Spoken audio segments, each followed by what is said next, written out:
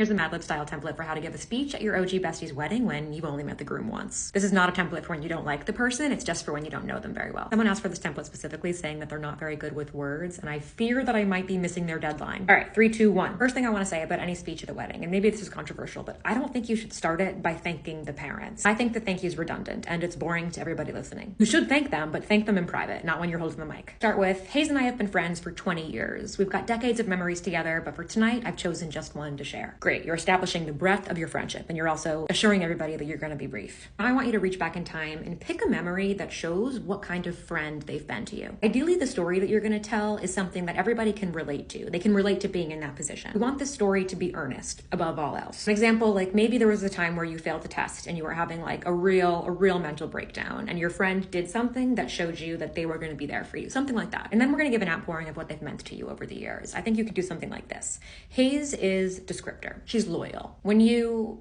text her that you need someone to talk to, she'll respond giving you 3 different time options for the next 24 hours. Then repeat that once. What is this friend to you? In a word, in a positive word, and then give us a couple examples of what that means in real time. And now we move to their spouse. This is a tried and true way to talk about a spouse that you don't know very well. Say, spouse, Brian, when Hayes first told me about you, I could tell that she was, and then describe what your friend was like when they first told you about the person that they were gonna marry. Make this up if you must, but like obviously make it positive. Was she excited? Was she surprised? Was there a funny story she told? And the first time I met you, I was delighted to see, and then describe how they made your friend feel. See, we're talking about the significant other that we don't know very well, but we're talking about them through the lens of our friend, the person that we do know. And something like this is cute. If Hayes and my history is a track record for our future, then Brian, I'm excited to spend the next 20 years building a friendship with you.